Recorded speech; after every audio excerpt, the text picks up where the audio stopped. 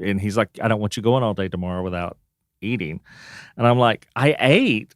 And he's like, you ate 2 bags of chips and a biscuit. And I'm like, okay. I'm glad that finally somebody is fussing at you and you're not fussing at us. So good job, Jared.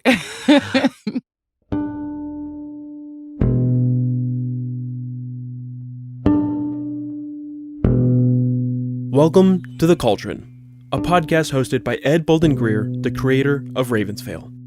In each episode, Ed will have free-flowing conversations about life, culture, and personal growth. Expect to hear from storytellers, authors, experts, life gurus, thought leaders, and influencers.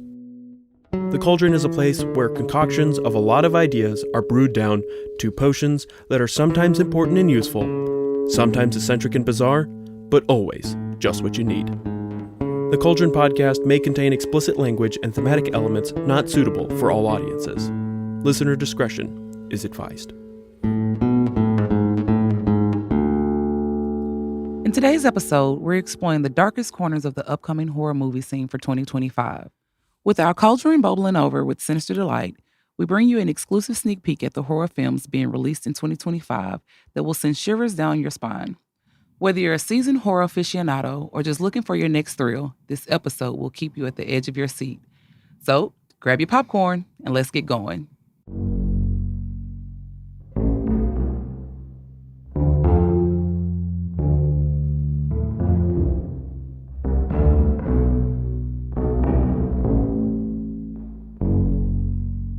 Hey, Jacob. I mean, V.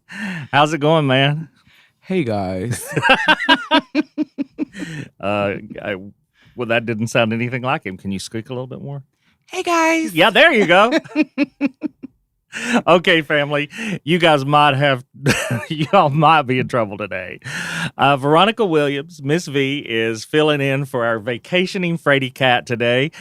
And, you know, it's always dangerous when we get together. V? Hi. Hi, guys. You've been a longtime listener and of the Cauldron, and you are on the Ravensvale podcast. Absolutely. As Astrid Vandenberg. Oh, aren't we just bougie? You are. Your character is very bougie in that. I was talking to V earlier this morning, and I was dying. She was actually working out. And then when she got to the G-spot, she was telling me this story about her being really, really mean to a short king. Really mean to a short king. Jacob's out of town, and so she had to put the meanness on somebody else. Needed somebody. What? Remind me of what was going on there. Oh, bless his little heart. So I was at the Smith machine because how tall are? Wait, I'm strong. Put this into perspective. How tall are you? I'm 5'8". 5'8". Yes, Jacob's what 5'4". 5'5". And maybe a quarter. Just 5'5". Barely. Well, this guy was probably about the same height. I mean, he was jacked up, wife beater on, tattoos everywhere, barely breaking a sweat. And I don't know how he got the bar as high as he did, but I guess he was leaving and he told me I could use the machine, and he had 25s on each side, and he was like, "Oh, you can use it. Do you need me to take the weights off for you?" And I, with the straightest face possible, I was like, "No, I got it. Like, I appreciate it though." So I grabbed 2 45s and he just stood and looked at me. Lord. I mean, thanks for your help, I guess, sir. I guess he was being kind, but you know. You were just being mean. I was not. I mean, look. Mean. Whatever. I was feeling good. It's finally not 13 degrees outside. It's like nice 40. The sun's shining. The birds are still chirping. Cold. It is not. There is no snow. There is no ice. The wind was not even blowing. It was nice outside this morning. Well, you know me. I'm just going to say, I think that the sunshine is beautiful. Jacob and I talk about the weather every single episode, and he's as cold-natured as I am, as you know. He's in the tropics, though. Well, we hope he's in the tropics. Well, it's supposed to be raining, he said, the whole time. I'm sure he's in Muay Thai shorts either way. Yeah. So, you guys, Jacob is on vacation. He's, we hope that he's on a cruise ship drinking some fruity little drink, as fruity as he is.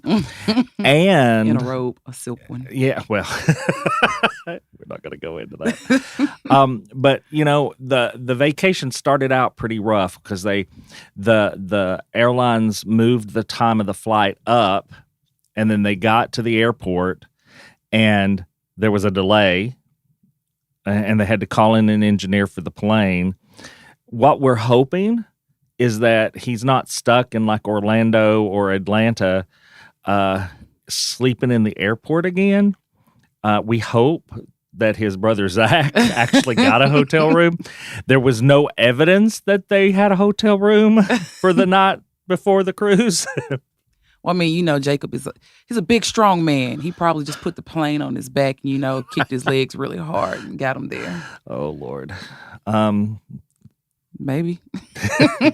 I do. Okay, I was just picturing the Mystic Raven masquerade where he was dressed as that weird witch in Muay Thai shorts.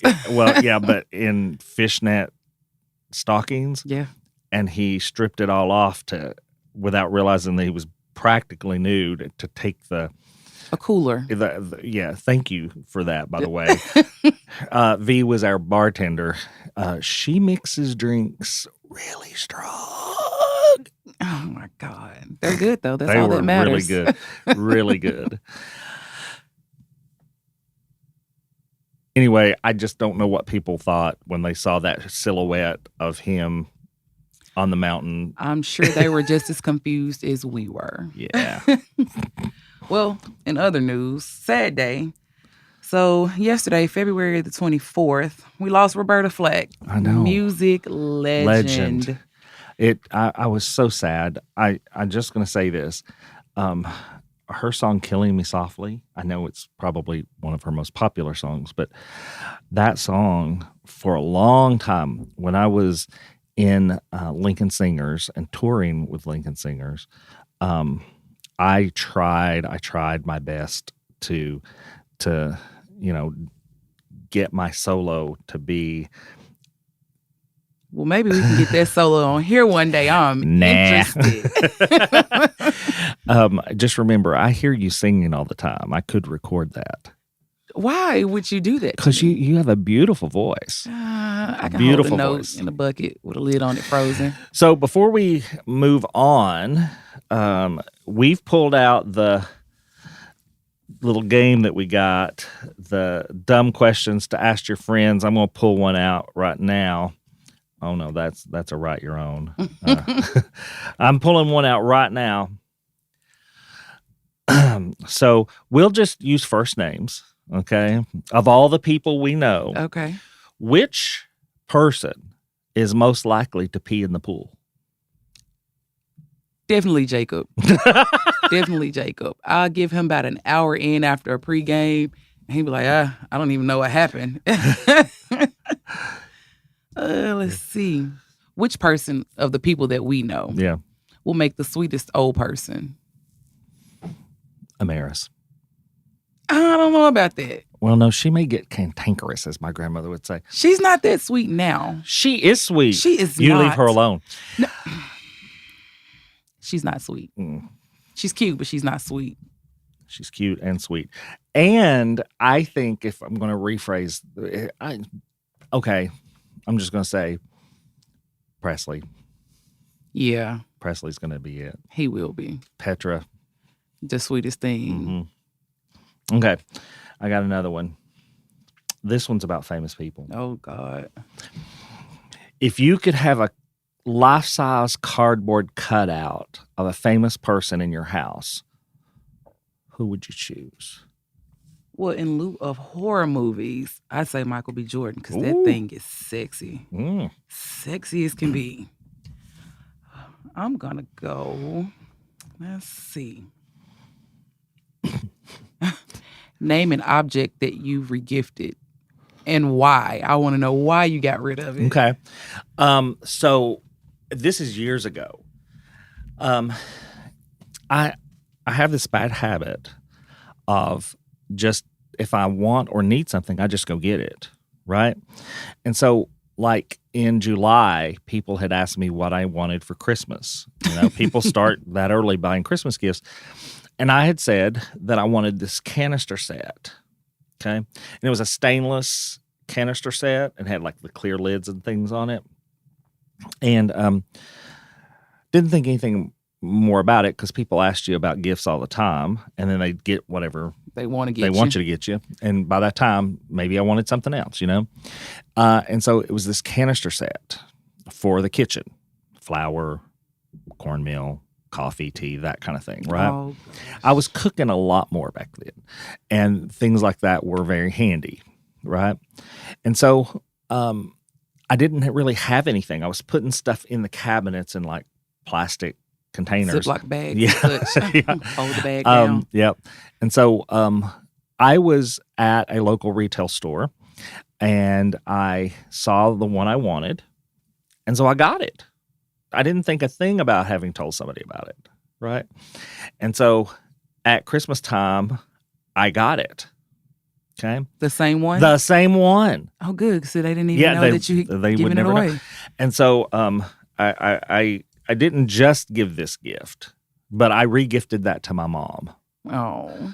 And I'd already got her gifts, and so I thought, well, she's got this old ceramic one, and one of them's chipped and everything.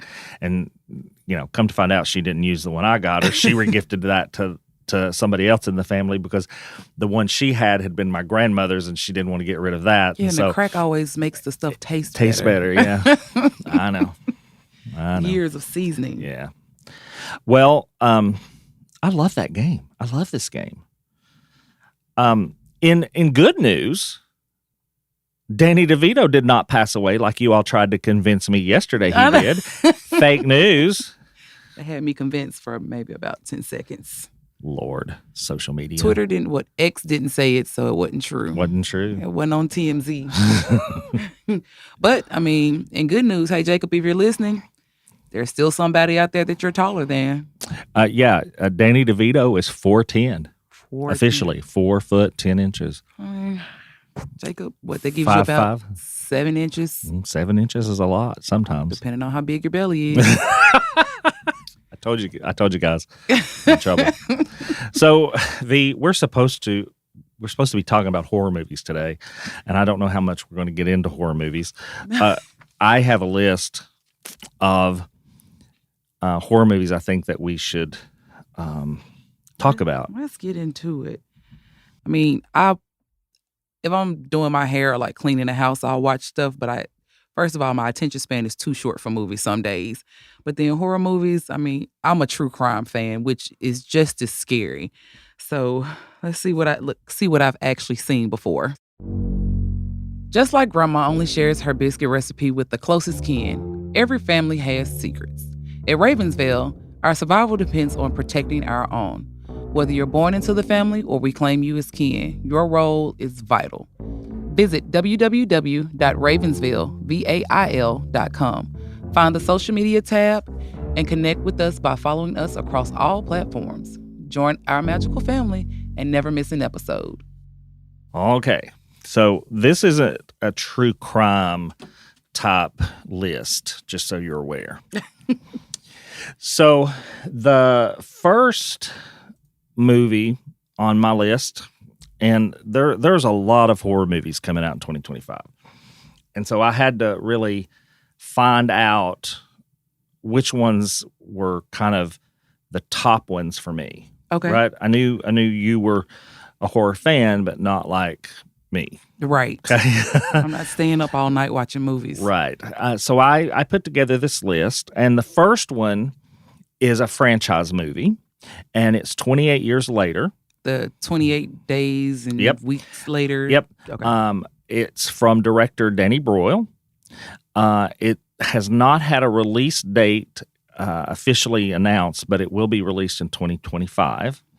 And this movie is a post-apocalyptic horror film following the aftermath of a deadly virus outbreak, with survivors struggling to rebuild society while facing new threats. That's the same thing that 28 Days Later and 28 Weeks Later had. Yeah, the rage monkeys or something like that. Yep. Sounds like something that we was vampires. Vampires, yeah. Well, the closest thing to zombie vampires, I guess, is how it sounds like a survival book. We might be there sooner than later. Yes. I think the thing that I'm most anticipating about this movie is that all of Danny's movies have been just movies that I really like. He did the 1994 release of Shallow Grave, the 1996 Trainspotting. He did the sequel in 2017 of T2 Trainspotting. He did 28 Days Later in 2002. He did Slumdog Millionaire. I've heard of that one. He did the Steve Jobs movie, and he did the 2019 movie called Yesterday. I think I've heard of that one too. He's kind of a powerhouse. So, is this a movie you think you'd watch? Possibly. Possibly. Okay. Sometimes when things are too real, it makes my nerves bad. So, yeah, we'll see. Okay. Well, the next movie on the list is A Quiet Place 3. I like quiet places, but I'm sure probably not this one, huh? Well, it's from John Kranowski. I can never say his last name. Krasinski, who is the director. And it as well does not have a release date. What's up with that? I don't know. I think that they're just in post and kind of trying to, release it probably closer to Halloween is what I'd say. John's big movies, as you might remember some of them, he did Quiet Place, the original yeah. Quiet Place 2. He did Doctor Strange in the Multiverse of Madness. Okay, as an actor, these were Glass and yes, but this was series. Yeah, these are things he acted in, but he also directed Quiet Place, the original, and Quiet Place Part 2, and he did a movie that I watched, and I had to watch it twice. And the second time I watched it, I appreciated it a whole lot more than I did the first time. And it was the 2009 release of Brief Interview with a Hideous Man. It's kind of obscure. All the time. We do that all the time. So those are some of the work he's done. I will tell you, this is the Quiet Place movies, though, were hard for me to watch. They did exactly what they promised to do and did exactly what they were supposed to do. The fact that sound is a problem. Yes. And you and I, I think our survival instinct's very high. I think that we can be quiet when we need to, but we're not quiet people. No. Yeah, you tell me I got to be quiet for too long. I mean... Makes you nervous? Yeah, that's not going to happen. You're going to get some random sound or song at some point. Well, I've said this on the podcast before, but my husband's talent, hobby, and his mere being is that of making noise. Yeah. And he makes all kinds of strange noise. He loves doing character acting and all of that stuff. He's just a noisemaker. And he will flip in a conversation. Yep. You just never know. So I watched A Quiet Place, the original, and 2, and was so stressed out from the movie that I was full of anxiety, not because I was having to be quiet or that, but the people just were not being quiet. Shut up already. Shut up already. Now, I have family. Jared and I have family. This next movie is not going to sit well with them. They have some fear of clowns. Yeah. Now, as you know, the day after Valentine's Day, Jared and I went to the Paranormal Circus. Yeah. It wasn't a lot of clowns. There was some, but there wasn't a lot of clowns. But I have friends who would not go because they were afraid there would be lots of clowns there, yeah. Right. How do they survive everyday life? I don't know. But I will say a scary clown is much scarier than a normal clown. When I was growing up, it started that there was that trend of people dressing up as like a clown. The killer clown era. And standing at the end of the road. My generation is also, the Insane Clown Posse and all that. And then you have Bozo. Yeah, and then you have Bozo, which was before my time. But don't push me that old yet. My birthday is next week, but don't push me that far yet. It's called, the movie's title is Clown in the Cornfield. Okay, cornfields are scary enough. They are, and I've seen a lot of horror movies that take place in a cornfield. The one that I will reference first is in Tall Grass. It was actually in a cornfield. I just knew you were going to say Children of the Corn. Oh, one of my favorite franchises is Children of the Corn. Have you seen all of them? Not all of them. I've seen pieces of maybe one of them. I just think it was a bunch of badass little kids. Possessed badass little kids. This movie is directed by Eli Craig. And so I'm going to give you some of the movies that he's done. And I think you will be like, what? So I'm a fan of horror, but I also like comedy horror a little bit. He directed the 2010 movie Tucker and Dale versus Evil. I've not even heard of that one. Okay, well, you should watch it. Okay. He also directed, in the horror vein, he directed The Rage with Carrie 2. Okay. That was in 1999. One of the worst movies that I ever saw, and a lot of people like it, but he also acted in a movie called Space Cowboys. I've heard of that one. It was the worst movie ever, but other people loved it. And so I'm going to go back to the Rage Carrie 2. He was in that movie. He was the original director. He didn't actually wind up directing it because he played a bigger role than normal. He played the role of Chuck in that movie. I just get excited talking about it. I also want to give him credit. He wrote Tucker and Dale versus Evil. He also wrote Clown in a Cornfield. I want you to say Clowns in Outer Space. So I know. So I think here again, these people are vying for Halloween time release because this one doesn't have a release date either. I know it's kind of weird. Makes you wonder if it's finished yet. Well, according to the research, when this one's done and ready to be released, and I'm sure that the release house has a whole stockpile. Yeah, but just I haven't really told this premise of this movie. It's a slasher horror film, obviously set in a small town where a killer clown terrorizes the community, targeting a group of teenagers who should probably be in the house anyway. Yeah. I don't know. Do you have any fears of clowns? No, clowns don't bother me. I deal with the general public mostly. And so the scariest clowns that you will ever meet are at a bar somewhere. So, yeah, no. V used to manage a strip club. I'm going to tell you, I would not want to mess with her. Oh, the experiences were wild. Best time of life. You know? No telling what you might see. Sometimes you got to do what you got to do. I needed a YouTube channel. You did, based on the stories I've heard. The next movie has two directors. Okay.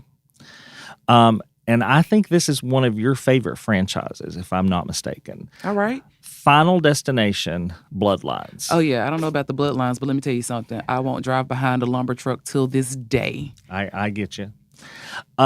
It's directed by director Zach Leposky.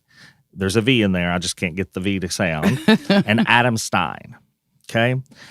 Zach has created or directed movies such as Tasmanian Devil, Leprechaun, The Origin Story, Dead Rising, Watchtower, and Freaks.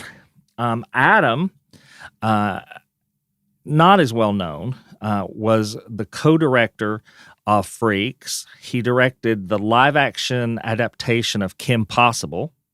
Oh, wow. And he also wrote that. He also directed Forever Boys, which was a Disney Channel movie. Yeah, it was probably way after my Disney days. So neither one of them had anything to do with the original Final Destinations. I don't think so. Well, let me ask this. What parts of Final Destination have been the most impactful for you? Well, of course, the lumber truck. The guy talking shit to death, and then at the train tracks, and then like a piece of metal just chops his head in half and it just slides off. The girl in the bathtub, definitely the scene of the garbage disposal. Mm-hmm.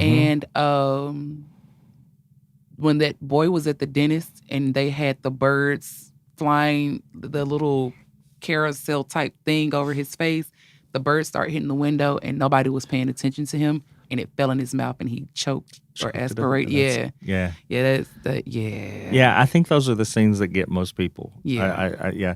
I don't think that he's ever directed anything but this one. The original Final Destination in 2000 was directed by James Wong, and then the Destination 2 was David Ellis. 3 was going back to James Wong. Final Destination, the Final Destination 5 was Ellis again, and then Final Destination Bloodlines was directed by these two guys, Zach and Adam. So, well, we'll see how it goes. Yep. I'm really excited to see what they come up with in their image or their vision for this Final Destination. So now I have to go back and watch. I wonder if it'll be related, because I think the first two were kind of related, and I don't know if I remember the third one. Yeah, I was traumatized enough. Yeah, I think I really have a lot of faith in this one. I don't know why. It just feels like, Our next one, it goes way back, kind of. It goes back to the original Haunters. Okay, this movie is Frankenstein. Frankenstein. Okay. What have they done to that poor thing now? Well, Del Toro is going to be the director on this one. Okay. Okay. That one might be pretty good. Yeah. And, let's just say his directing credits they speak for himself. Yeah. But some of my favorites, Hellboy, Blade, The Devil's Backbone, Pan's Labyrinth, Hellboy 2, Pacific Rim, Crimson Peaks, Nightmare Alley, Pinocchio, and now Frankenstein. And you watched all of these in one day. I could, yeah, probably. This one has not got a release date. You're going to see that's a trend. It's a gothic science fiction horror, as everybody knows, that reimagines the classic tale of Frankenstein's monster, exploring themes of creation and humanity, which we are losing in our world today. That poor thing. He was the victim. Everybody wants to make him the monster. Monster. He didn't ask for this. Yeah. A lot of monsters roaming around the world right now. Yes. So, amongst the clowns. Monsters and clowns. The next movie was one that I had not heard about.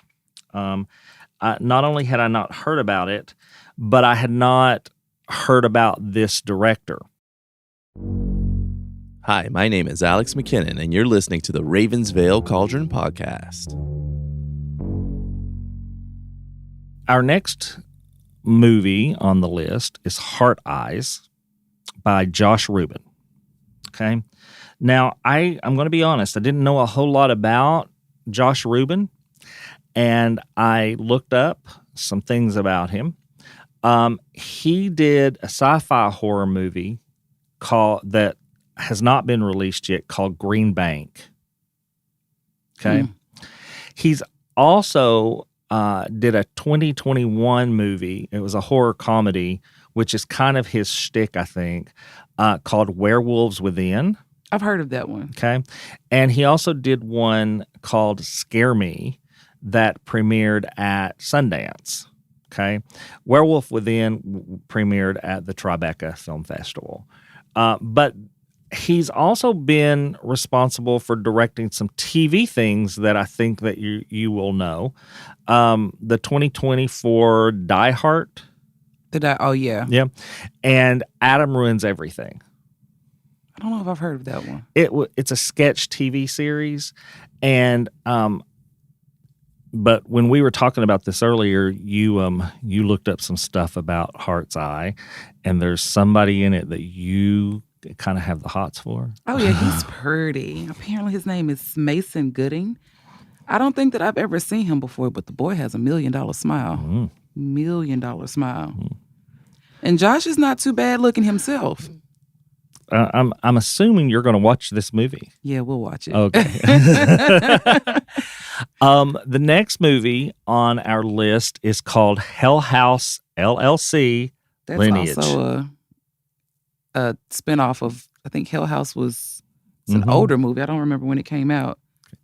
So Hell House LLC Lineage is like it's not a spinoff. It is actually it's the fifth and final installment of the Hell House franchise. Okay. And it's set to be released, like I've been saying about all of these things, in 2025. But the closest any of these have given me is October of 2025. So you can see they're really vying for Halloween. Pushing it. And this one is a little different than the others. It is a found footage horror film that delves into the dark history of the Hill House. And it uncovers a lot of the terrifying events that took place within its walls. And if you've watched any of the other Hell Houses, you know those are really good movies. And this being the final, and I never take anybody's word for stuff like that. Yeah, like there'll be another. Yeah, like there'll probably be another. So it sounds like if somebody wasn't minding their business and they effed around and found out some stuff, huh? Yep. And for me, I get excited when I hear about the Hell House movies, and it just kind of makes me think, why are they saying it's the final? Like, have they exhausted everything they can on this? Yeah, but if you pull it out too long, it's like, I mean, when is it ever going to end? Is it ever going to be over with? I hope not.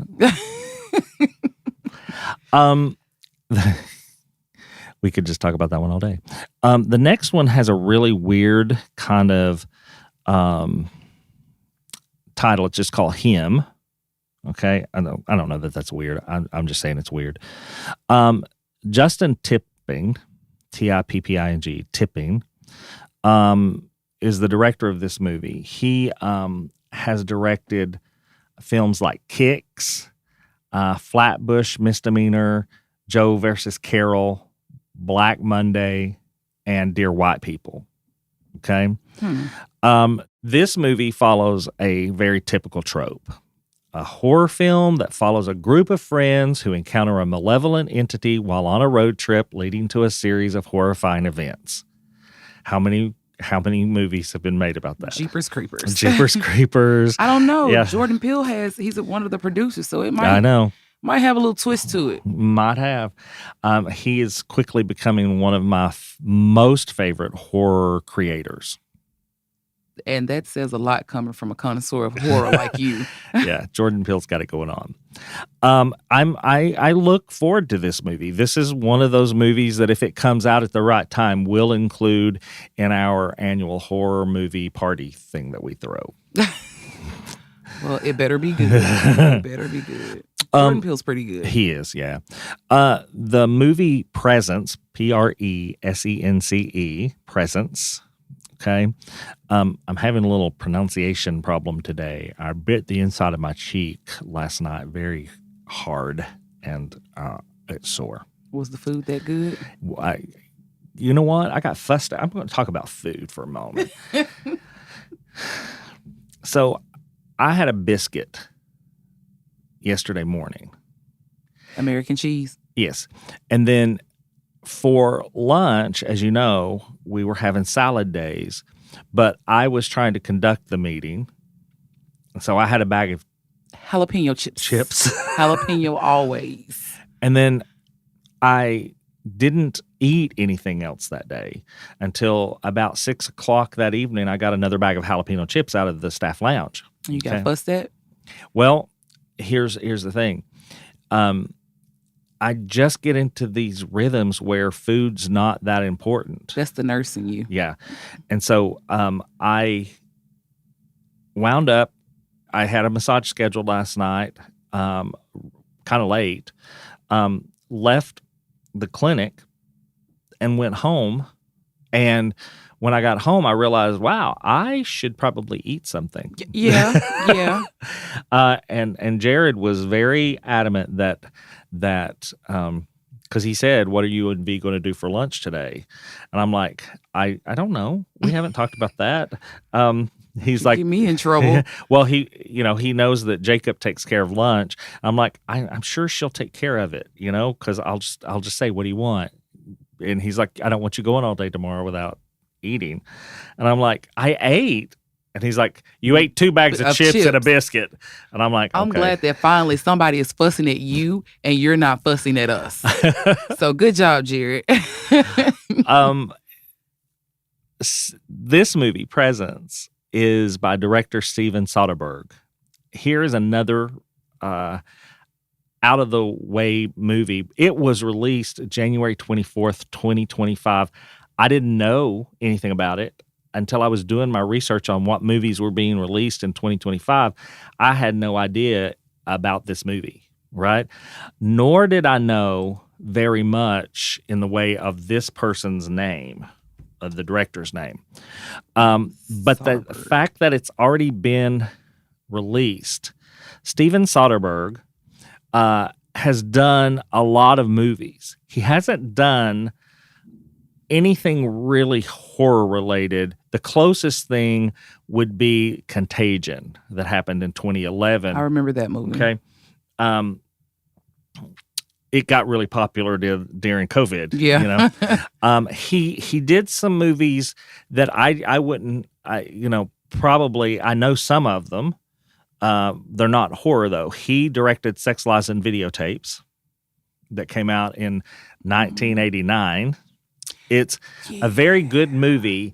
It has a lot of like moving parts in it, like multiple storylines that are going on at the same time. They all converge at the end. Mm-hmm. Okay. He did Aaron Brockovich in 2000. I love that movie. He did Ocean Trilogy. Okay. The Ocean movies? The George Clooney. Oh, yeah. Hats all off. of those. Yeah. That happened between 2001 and 2007. And then he did Magic Mike.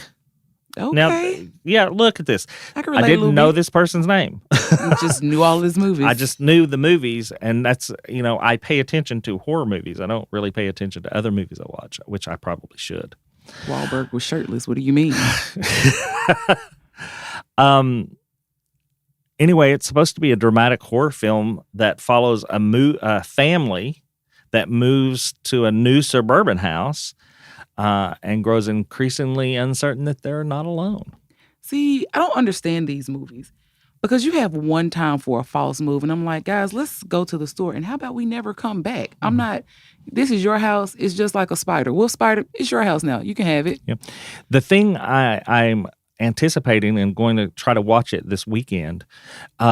This employs the ghost's point of view, which I think is, going to make it even more unsettling. That's different. Because the ghost is like, why are you here? Yep. And they're like, why are you here? He's like, this is my house. Yeah. Do you like movies like that? Kind of.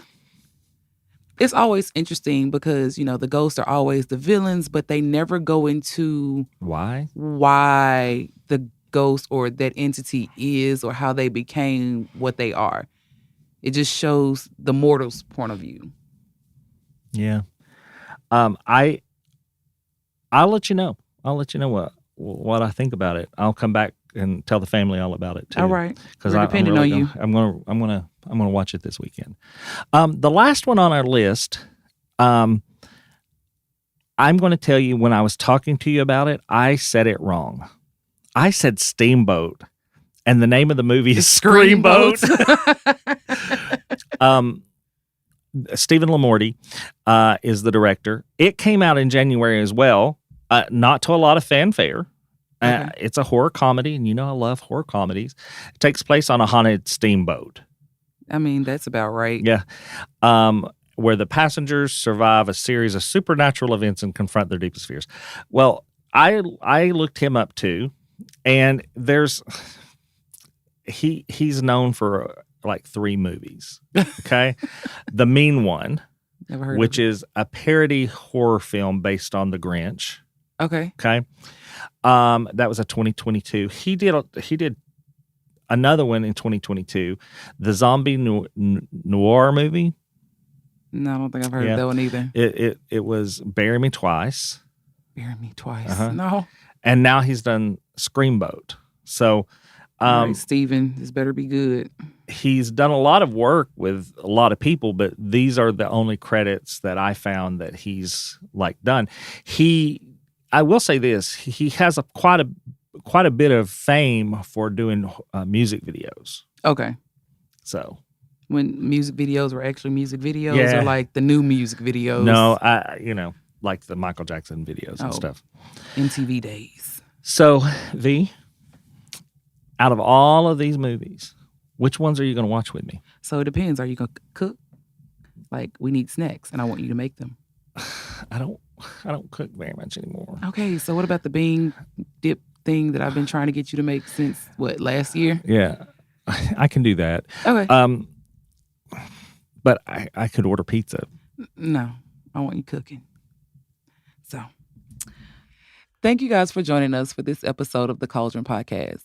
We've journeyed through the shadows and explored the most anticipated horror movies of 2025, celebrating our mutual love for all things horrifying and twisted.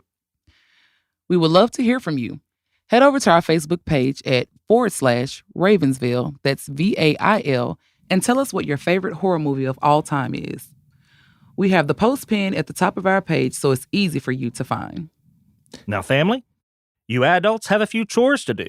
Go on over to ravensville.com and see about doing your chores on social media. Follow us on all the social media platforms we made available just for you folks. Like, listen, subscribe, and follow wherever you listen to podcasts. And if you don't mind, please leave us a good rating and a kind comment.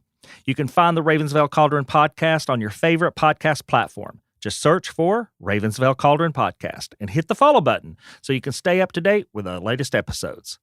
So until next time, family, see you soon.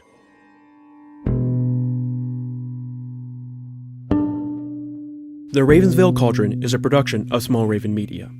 Today's episode was hosted by Ed Bolden Greer with co-host Jacob A. Garner. Audio engineering and sound design by Nick DeVan at Nicky D Sound. Copyrighted 2025, Small Raven Media. All rights reserved.